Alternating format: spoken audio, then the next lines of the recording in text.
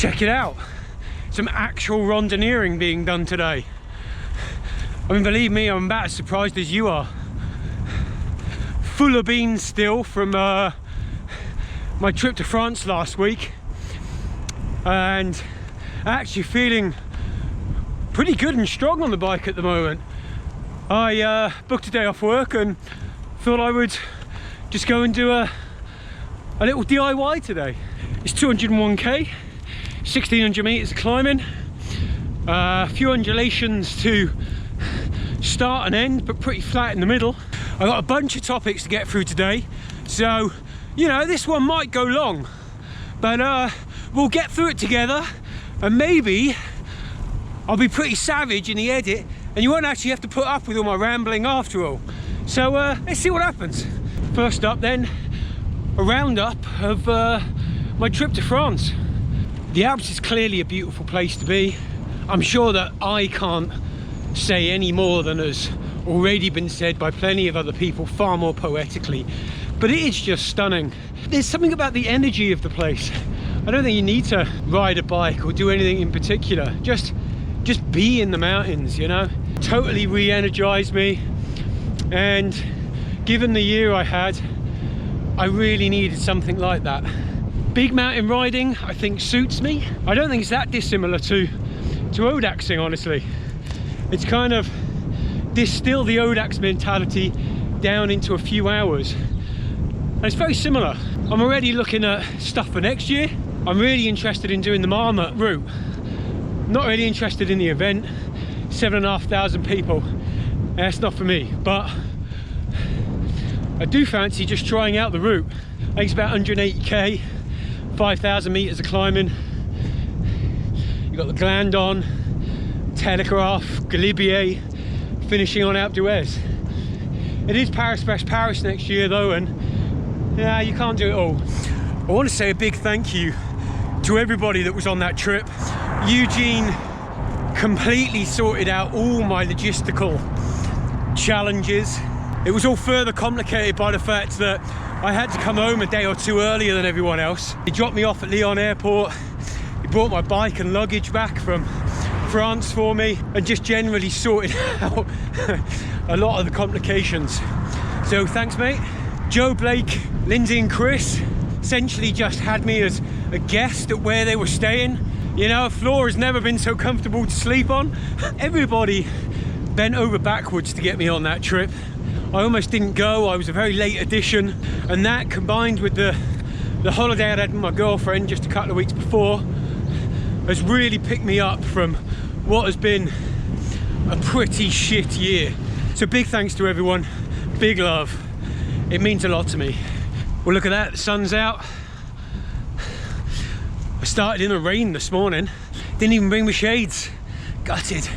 I went to Athens recently with my girlfriend. Great holiday, great city, can really recommend it. It was a very active holiday for us. I mean, we did a lot of things, saw a lot of stuff. Potentially unpopular opinion, the Acropolis, bit meh. You can't really get close enough to it because they've got to preserve it, and that's fair enough. And just too many people. There's no sense of place while you're there. You can't get a feel for the atmosphere or all imagine really what it might have been like in its heyday. Acropolis Museum, on the other hand, far more interesting. All the stuff there that would have been in the Acropolis, and yeah, that for me was a far better look at what that, you know, whole kind of site is all about, really. When you are walking around Athens and the Acropolis is up on the hill, it's really impressive then. Like from afar, it's, yeah, a very impressive sight up on the hill. It's kind of imposing. It's just when you get up close that it's a touch underwhelming. Highlight for me, probably two things. Pantheatic Stadium, that was incredible. There was hardly anybody there. You could get a real sense of the place, the atmosphere, the roar of the crowd that would have been there, the energy from the track. Yeah, really enjoyed our time there. I actually really didn't want to leave there. I was just sat there soaking it up, and you know, that was just really nice. And also as well, we spent the day doing a course in creating mosaics, which was really good. I'm at the 3U's cafe. Seems very nice. Have a sandwich and a coffee. Might even tuck into a piece of cake as well. Treat myself, huh? So that was a nice lunch stop at Shipton on Stour. 3U's cafe was very nice, very friendly and hospitable. Quick update about this bike. I've carried on doing a bunch of tweaking and changing of the stem and spacer positions, and I thought I'd nailed it. If the bike feels in the main comfortable to ride now. However, I have been getting some problems with my hip. Never on the bike, only ever when I'm either stood or walking for too long. This is something I had experienced before I got this bike, but it's certainly increased considerably. So I think it's probably naive to think that it isn't something to do with this bike. Now, unfortunately, this is something which is somewhat out of my experience. I've always been able to do my own bike fit stuff in the past because it's always been the same things I've needed to change for the same reasons. Maybe I'm gonna have to go and get proper bike fit done this time. The other little problem, which is something I've really only noticed today, the latter half of this ride, is that my hands are starting becoming uncomfortable. Now, in general, I think this is because I'm just putting too much weight on my hands. Now, it could be a bike fit issue, of course, or it could just be that, you know, entering the 6th hour of riding today, my core just isn't as strong as it used to be. You know, I'm kind of aware that I am going to need to get back in the gym again and sort out a few of those sorts of issues. I think that one's going to play out over time. I guess we'll just see how that goes. Final topic for today. Now, back in, let's call it, what, pre-vaccine pandemic sort of times, I made a number of videos on the fact that I put on a bunch of weight. I'd been struggling to get rid of it, and then I had a little bit of success in getting rid of a little bit of it, and then we sort of reached the point where I stopped making videos. Well, during that period, I actually put on a hell of a lot more weight again. It really got to a point where I didn't recognize myself. I couldn't fit in my clothes. I felt very lethargic. You know, I really wasn't in a good way with it. So the part of this that was a real struggle for me was that in the 10 years prior to the pandemic, I'd always found it pretty easy to just turn the kind of a lifestyle discipline, if you like, on and off like a switch.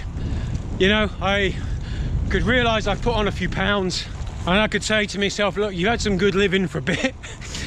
Let's take a couple of months to rein it in and get back to, let's call it goal weight. And I used to find that very easy to do, but I just couldn't do it anymore. And I started really seeing this as a symptom of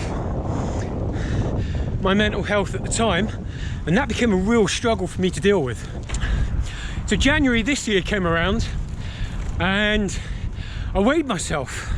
Now, you got to imagine at this point that even me just basically plucking up the courage to do that was a victory in itself.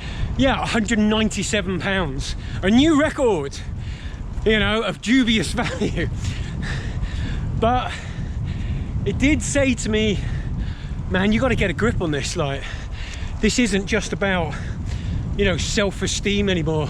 This could actually start affecting your health if you don't get control of this. Like, so I had 3 months then of trying. I would say the thing was there, at least I plateaued, right? I wasn't getting any fatter. I might have lost 1 or 2 pounds over the course of 3 months. Nothing, you know, of any real value, honestly. But like I say, at least I wasn't getting any bigger. But then something happened, and I don't even know what it was, but it was a couple of weeks before the Easter break, and from somewhere I found the discipline again. You know, I had a week, then 2 weeks, then 3 weeks, and I started really enjoying the lifestyle again. You know, enjoying saying no to things, because at last I think I was in control again. You know, I wasn't just kind of